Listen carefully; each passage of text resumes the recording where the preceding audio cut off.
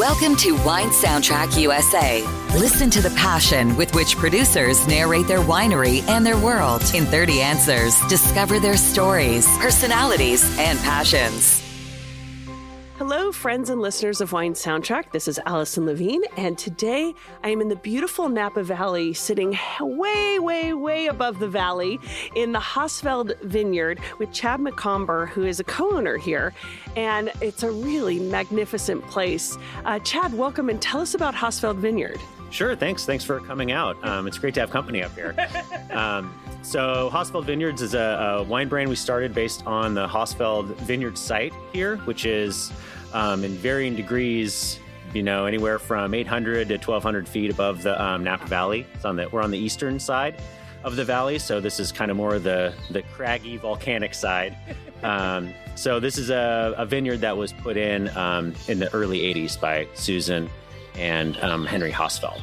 So we're a family brand, and we started our wine brand after many years of growing grapes, and we're just it's been a long family endeavor. So how many acres is this property, and how many are planted? Well, planted is about 20, and it's about double that of non-planted. So there's a lot of native oak forest, chaparral, a lot of rocky outcroppings, and just kind of varied hillside, kind of Napa Valley dynamic hillside topography up here. But yeah, beautiful views from all sides. It's sort of a unique site because where we are, we're looking out on the Napa Valley itself, but we're on kind of our own little knoll up here. So we have views of the Soda Canyon side, the south-facing Napa Valley side, the east-facing Napa Valley side. So we really almost have a 360 degree growing ability here in Napa Valley, which is pretty unique. Yeah, it's hard not to get distracted because, it really is a 360 degree view all around. Right. So what grapes are you growing up here? I know it's Napa Valley, so obviously Cabernet, but Sure. What else? Of course, yeah. We grow the 5 Bordeaux varietals of the red, quality. So Cabernet, Merlot, Petit Verdot, Cabernet Franc, and what's the other one? Oh, yeah. Malbec, of course. So those 5 are what we're focusing on. We're sort of in a replanting project right now due to the 2017 Atlas fires. So we're sort of shifting what varietals have gone where historically in the vineyard. But since the vineyard's inception, Henry planted a lot of Merlot. So there was a lot, over half the vineyard was planted in Merlot, which is very unique, especially for a mountainside vineyard like the one we have here. So there's always been a real dedication to a lot of sort of different varietals and not just Cabernet. And with the replanting, are you going to add anything unique or different? We're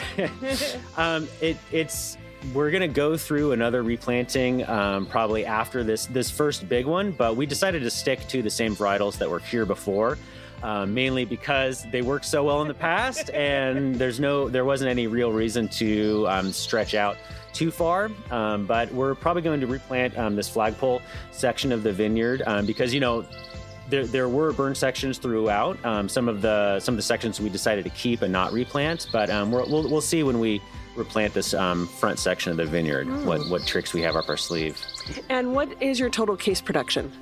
We don't make all of the make wine from all of the fruit that we sell. Mm-hmm. So we're only in the 250 case range, so super small. Very very low. The vineyard is low producing, but we're a brand that's just starting out. Really, we were incorporated in 2013, and we just started making a few barrels of wine here, a few barrels of wine there, just to kind of get our feet wet and just kind of start our project.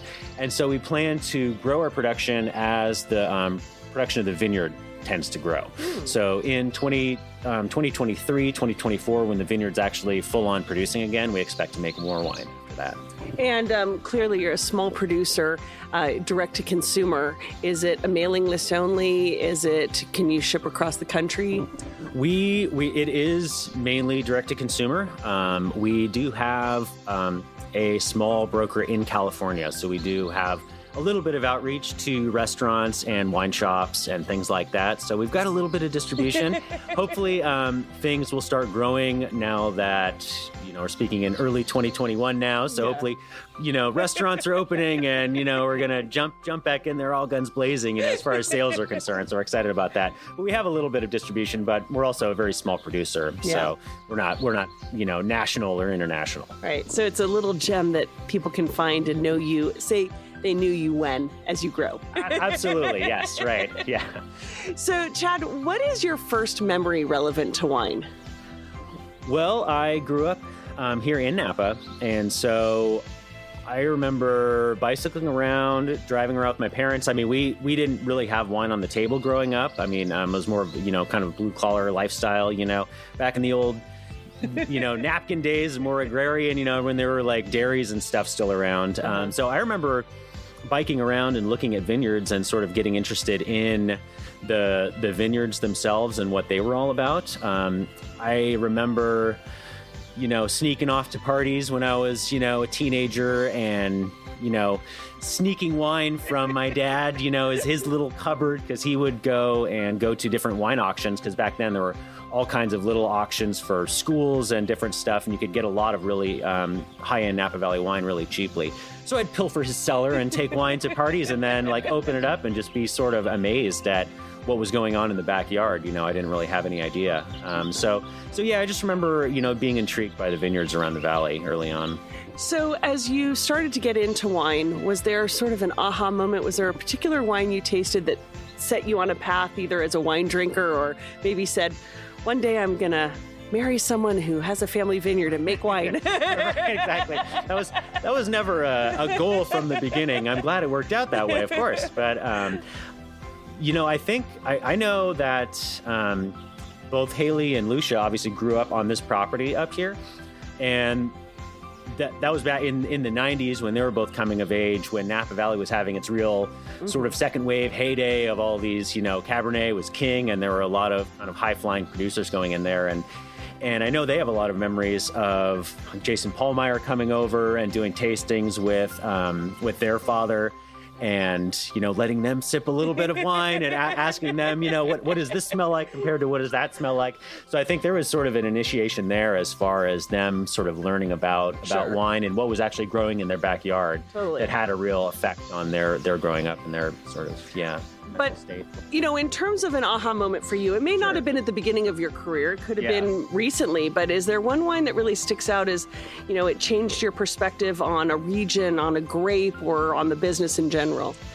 I remember, I suppose, it sort of relates back to Chenin Blanc for me, as far as what a certain varietal can produce, or what the alterations that can go on with the wine depending on where it's grown.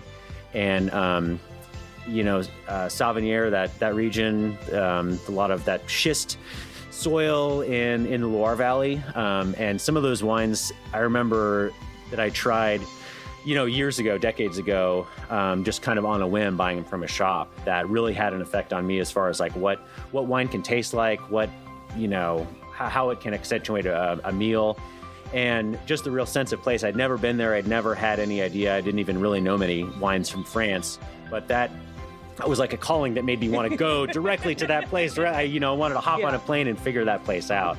Well, so now if we come into your home today, what sort of wines would we find in there? Is it mostly Napa, or is it mostly your wines, or are you drinking everything you produce? Or is it a smattering of particular regions or grapes? There certainly, living in Napa and making wine in Napa, you want to, I like to focus on this region because you want to see what your neighbors are making. And there's been this new sort of upheaval of a lot of new producers and a lot of different varietals being grown around here. So there's been more, I think, acceptance in the marketplace of different varietals and different kind of prices that are going on. I tend to focus on Napa and Sonoma just because it's easy to get here, and it's less expensive than buying French Burgundies or whatever, as far as like high-end wines are concerned. So yeah, I tend to focus on wines from around here, and there's different interesting producers coming out from Contra Costa. Different. The wine region seems to be continually expanding, so it's nice that there are a lot more experimental producers coming online in the $25 to $35 price range, which is nice. True, especially in Napa. Yeah, right, exactly. Yeah. So is there a particular wine you opened recently that drank really well? Sure, yeah. I think one of the ones that really sticks out was the 2013 Dunn Vineyards Trailer Vineyard. I don't know if you're familiar with that winery or that vineyard, but it's up on Howell Mountain, and it's, fairly high elevation, kind of like up here, maybe even a little bit higher up. I think iron-rich soils. So another volcanic site, so similar to this one, but it was just a wine that really floored me, and made me think like, oh gosh, I want to make a wine like that. We're real proud of the wines we make here, and sometimes you just have a wine that just like blows you away. That really makes you think like, wow, how did they make that wine, or what really went into that? What's the blend? And it, really makes you kind of sit down and stare at the bottle for like 5 minutes while you're tasting the wine. So that was the one that really stood out over the last few months. Yeah. So do you think there's a such thing as a perfect variety? A perfect variety. I don't know, the word perfection is always kind of a stickler to me. It's like favorites and perfection are these goals that almost seem like impossible to attain. I think one of those varietals, I guess, in my mind back to Chenin Blanc, one of those varietals that does so well with a kind of a level of sweetness, or whether it's completely austere. It does so well in so many different regions of where it's grown. There's excellent Chenin Blanc that's grown in the heart of Napa Valley or just over the hill in Solano County. Obviously in the Loire Valley and all over California. There's really interesting kind of Chenin Blancs that are produced. So that's a varietal to me that kind of stands out as having a real... it's like a chameleon. It's able to kind of handle all kinds of different temperatures and climates and all kinds of different stuff. Is it a perfect varietal? I don't know. Geez, that's such a crazy question. Is it? Yeah, maybe that's as close as it gets, I suppose. So you're a really small brand, and I'm wondering how, what's your opinion on wine critics and scores, and how does that fit either with a brand like yours or just as a wine drinker in general? How do you look at those? Yeah, it's definitely an interesting topic. Especially for a small brand like us, we're not necessarily dependent on them because we've never gotten them in the past. It's not something we've sought out. Here in the Napa Valley, wine scores sort of generate conversation and success to a certain extent. Everyone really gets them, especially new brands that start out. It seems like it's almost an imperative to get a high 90s score in order to be taken seriously. But really the wine scores and I understand maybe not the necessity of them, but the relevance to the consumer. If in the best world, it initiates conversation about brands and it relates brands to consumers. So, in my mind, that's a good thing. I don't disagree with scores necessarily. I think there's a lot of wine consumers out there that don't go by the score, that are more story focused. And that's kind of where we come from it. Really, it's a philosophical question. Do you want to go from the score? Do you want to go the scores angle, or do you want to go the story angle? And we're small enough that we don't have to, we're not trying to move 2,000 cases of wine and we need that 95 or higher to, be in the top range of Wine Spectator or something like that. So we're focused more on stories, about relating our story to consumers.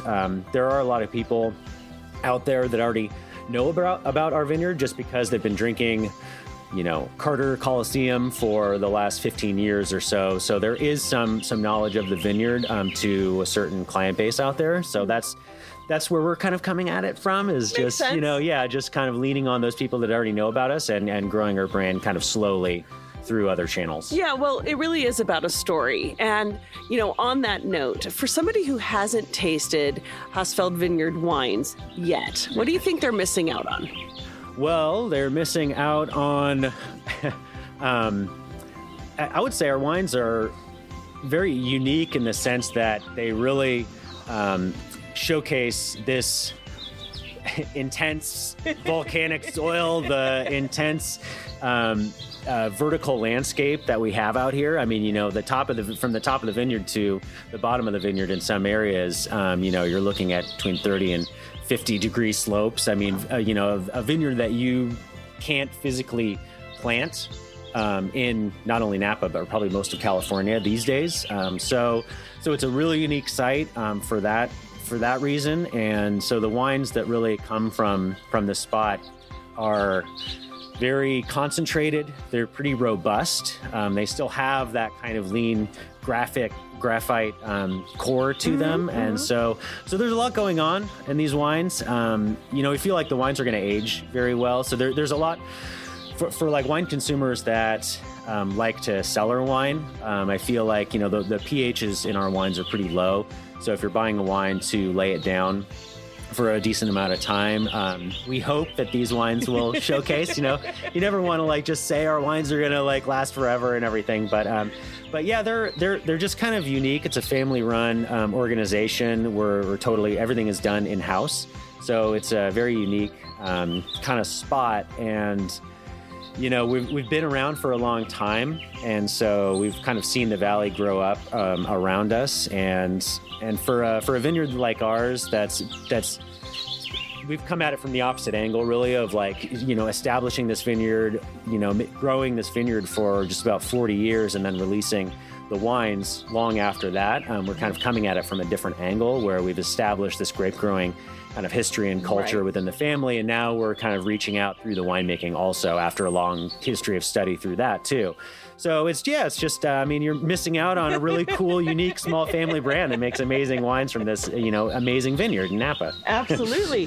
So if space aliens were to land on your property right now, which of your wines would you want to showcase to them? Sure. Well, I think, first of all, space aliens are real, right? I think the Department of Defense has been releasing these videos and stuff. So it's not a question of if, it's a question of when, really. So when they find the right, you have a good landing spot. You're on top of a hill. Absolutely. Yeah, exactly. Yeah, we could put a little UFO pad up here. But I would think, we're in the Napa Valley, we're in the hills. I mean, why not just go ahead and serve them Napa Valley Coliseum Block Cabernet, just start with the best and, best foot forward, showing them what it's all about. Is that 100% Cabernet? It is 100% Cabernet, yeah. So we focused on 100% from 2016 and 2017. We're focusing on 100% varietals. I think as more grapes become available to us post replanting, we're going to expand into doing some more blending and stuff. But yeah, as far as right now, it's all 100%. So you're making exclusively red wine up here, but I'm curious, as a wine drinker, red, white, or rosé? As a drinker, it's white wine, for sure, yeah. Uh-huh. Yeah, I know, yeah, right, exactly. You always want to play the other side of the fence, But still or sparkling? Still wine. I think I love sparkling wine, and there's a lot of interesting things that are going on with sparkling wine in general right now. But yeah, as far as drinking wine on a daily basis and, drinking wine with meals, it's got to be still wine. Well, let's talk about meals. How do you approach that? How do you look at food and wine pairing? Do you have certain rules you follow? Do you think there are rules that one should follow or just any guidelines, or you're just sort of open the wine up and serve me food and we'll see what happens? Right. Usually that's pretty acceptable, right? As long as you're having a good time, you're with good people, totally. It doesn't matter quite as much as you'd think. But yeah, I think what you said, more of guidelines instead of rules. You don't really need hard and fast rules in the wine industry, I think a lot of that's being shed off. But yeah, I would say, focusing on, we focus on the meal. Generally, it starts there, and you just need to have enough wines on hand to kind of grab whatever is fitting a little bit. I think, if there's anything as far as pairing wines with a meal, the perceived acidity of the wine is the most important thing, as far as like how rich the food is, you know, the you know, how austere the wine is, how high the acid is. That's going to lead me to kind of pick what bottle out. But most of the time, it's the wine I want to drink, how I'm feeling, and that usually pairs with the food pretty well. Absolutely. So again, we're sitting here surrounded by your vineyard with the most gorgeous views, and you know the sun is shining. It's a beautiful day. We're in the middle of spring. You know, we've got flowering happening. Are there any signs or predictors you look for that's going to tell you what a vintage is going to give you? Well, certainly, yeah. There's a lot, depending on what you want to look for. I mean, as far as the vineyards are concerned, you know, shoot growth, the amount of leaf area, I mean, clusters per shoot. There's so many different, you could go down the rabbit hole as far as viticulture is concerned. Certainly the year, we're looking at another year with like low rainfall. We're in the 7 to 8 inches right now, I believe, up here. So that's certainly an indicator. The year always kind of surprises you. You never get exactly what you're expecting, so nature is like full of curveballs. So you have to kind of stay light on your feet as far as viticulture is concerned, especially up here at Haasfeld Vineyard. It's like you have to be very nimble as far as the grape growing is concerned. You could leaf pretty heavily because, it's pretty cool and foggy, and you want to like open up the canopy, and then all of a sudden it's 110 degrees out there, and you're worried about fruit cooking. So there's all kinds of different indicators that you just have to stay light on your feet as far as the growing is concerned. Very light on your feet. Yeah. So in the time that you've been up here and that the family has been growing grapes, do you see more variation from vintage to vintage, or do you see more commonality? Is it big differences, small differences? What have you sort of seen, year after year growing grapes here? Sure. The biggest differences come from the amount of rainfall, obviously. Certainly can't escape the fires. I hate to bring up these, true. Some of this is due to temperature. The diurnal change between, up here it gets fairly cool at night. We get a lot of wind up here, and that tends to stunt the vines a certain amount. Those cool nights really help up here.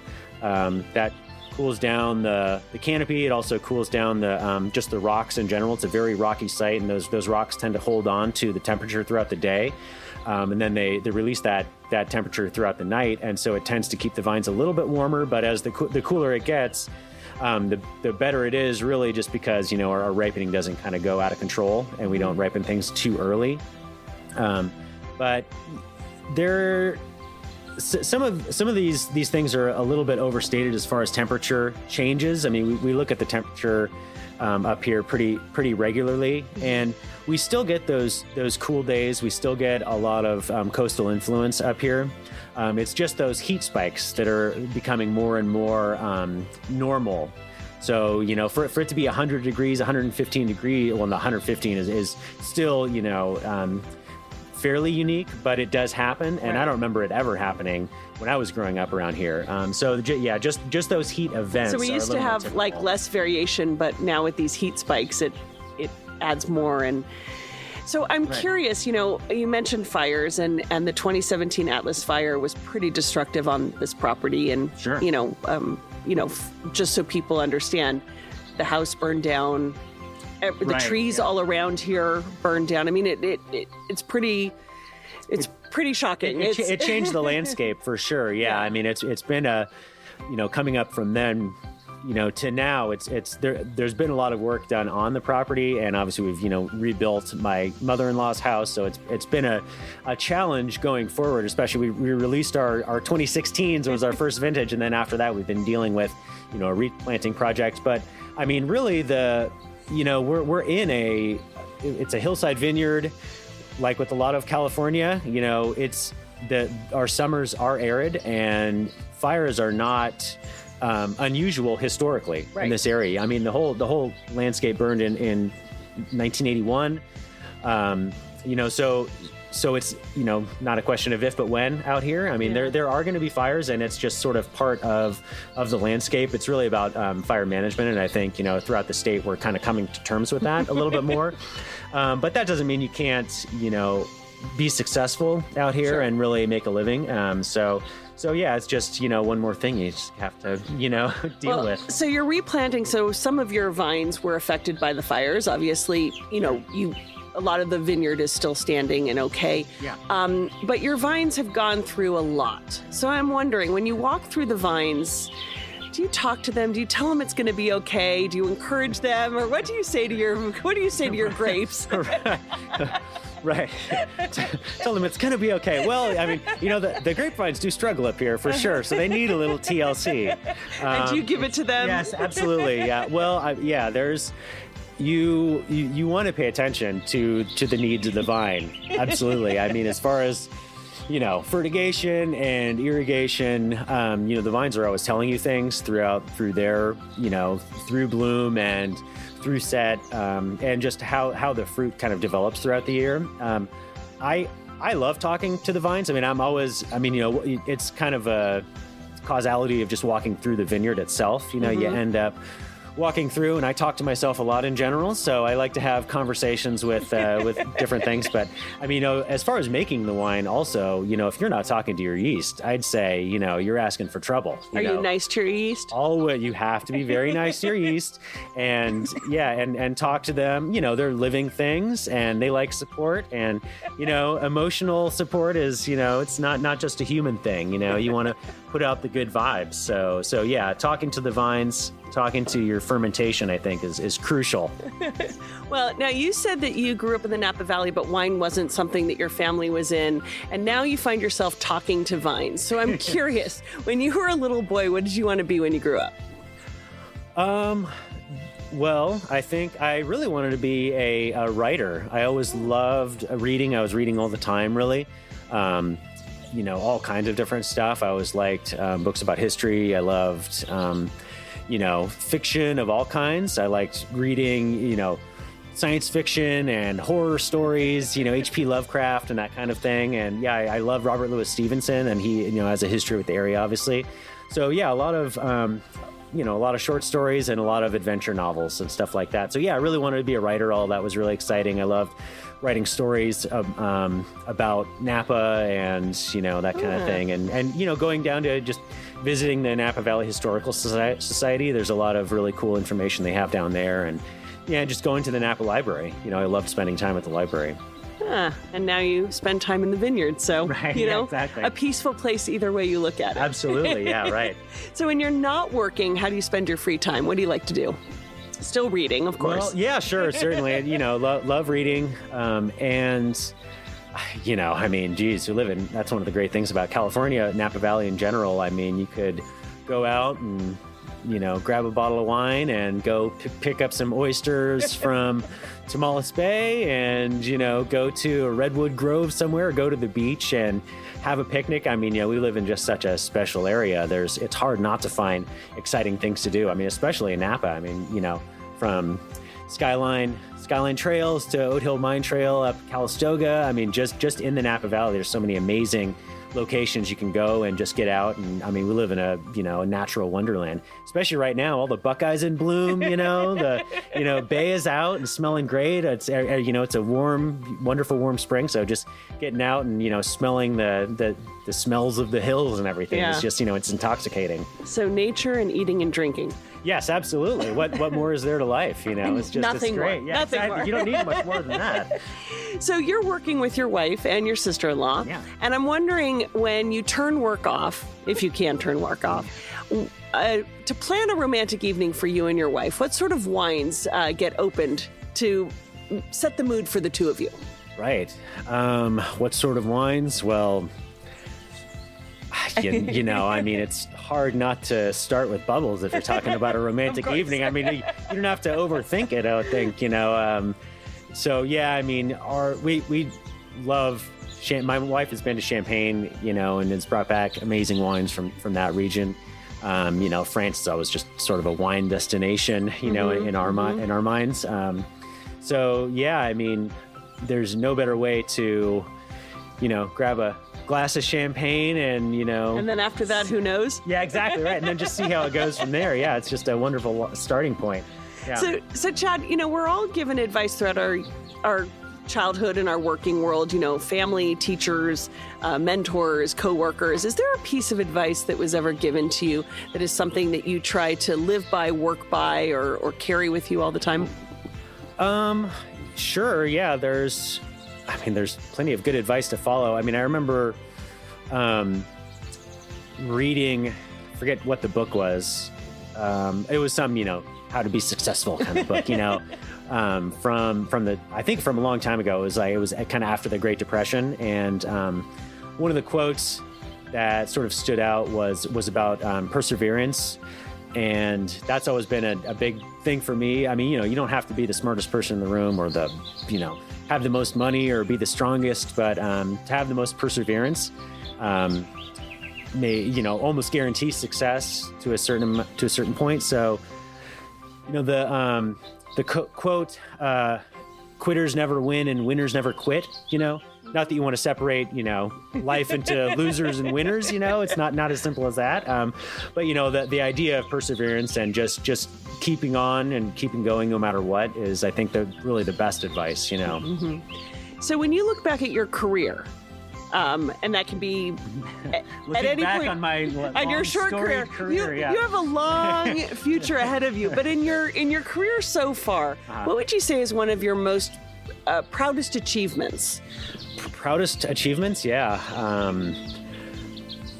It's hard not to look at our wine brand, aside from children, I have two young boys. Yeah, no, I said in your career. You're not allowed to say children. Right. Yeah, I know. It's such the automatic response as well, as a father and husband.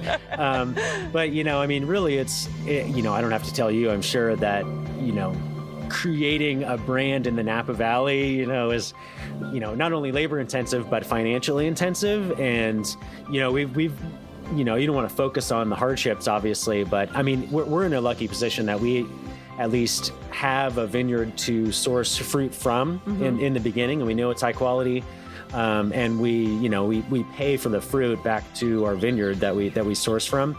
But growing a brand from the ground up on that side, and creating creating the next stage of a family legacy is definitely, it's a little, it's sort of, it's almost like an out-of-body experience sometimes. It's hard to explain. You look back on just our short, we started making wine, in 2013, just to kind of get our handle on it and find our way as far as the wine brand's concerned, and kind of let us lead it to where it wanted to take us.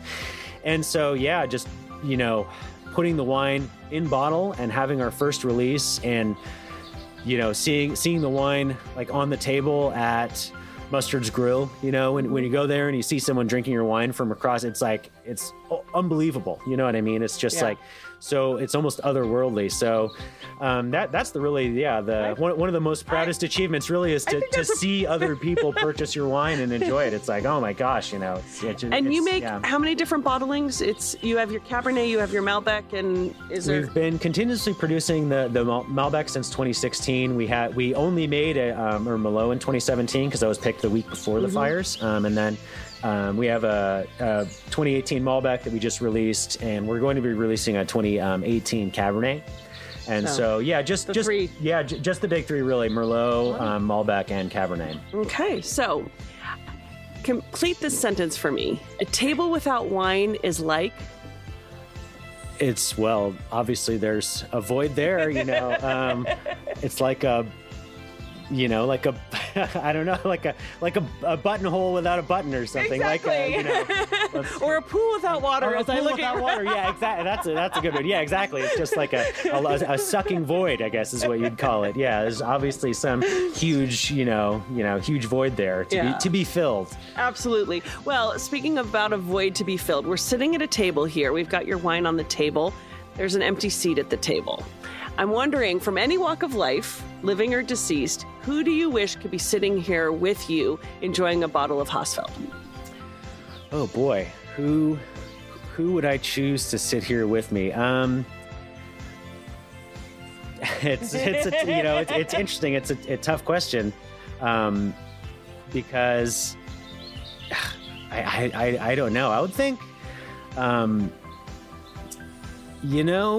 think it would be very interesting to, so my wife and sister-in-law took over vineyard operations in 2009, and Lucia was effectively running the vineyard at that point.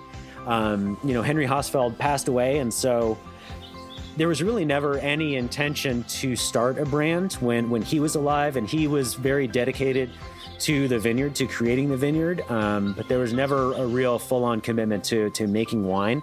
So, to have Henry Haasfeld here and open a bottle of wine from the vineyard here, and to have him try a glass of wine from the vineyard would, I think, be, sort of mind-blowing. So, yeah, keeping it in the family, I think, would be very interesting. And he would probably get the most out of it. I like that. As far as anyone. Yeah, so, yeah. I like that. So, I'm sending you off to a deserted island, and you get to take 3 wines with you. Oh, boy, Any right. 3 wines, what would you take? Just 3 wine, like a case of each, or sure. Just, okay, good, yeah. But not a mixed case of 12. It's got to be, 3 wines times 4. Okay. I would. Well, geez, let's see. I think. Well, you have to have a case of bubbles, because that would last long. If you don't have, Sure. temperature control in your island, CO2 is a preservative. No, I don't know. So yeah, I would take. Geez, I mean, just any Krug is sort of my favorite. It's like I don't want to sound too typical, but if there's any kind of celebratory event, that's always the wine that I gravitate towards. Uh-huh. So yeah, I would just bring a case of Krug. I mean, there's that. I guess, as I said before, I'd bring just an everyday drinker, like some kind of. Yeah, Loire Valley Chenin Blanc, is always just great. It's just I would hope you take a Chenin Blanc. Yeah, a wine that I would just drink, just any time of day. So that would be great. For those special occasions, a bigger, there's so many great producers here in Napa. I know I would go either. Some kind of Spring Mountain Cab or Howell Mountain Cabernet or, Soda Canyon Cabernet. Haasfeld's a great choice, but there's so many other good ones. I think one of the wines that I generally just kind of gravitate to, well, there are 2 producers that have such a great long storied history.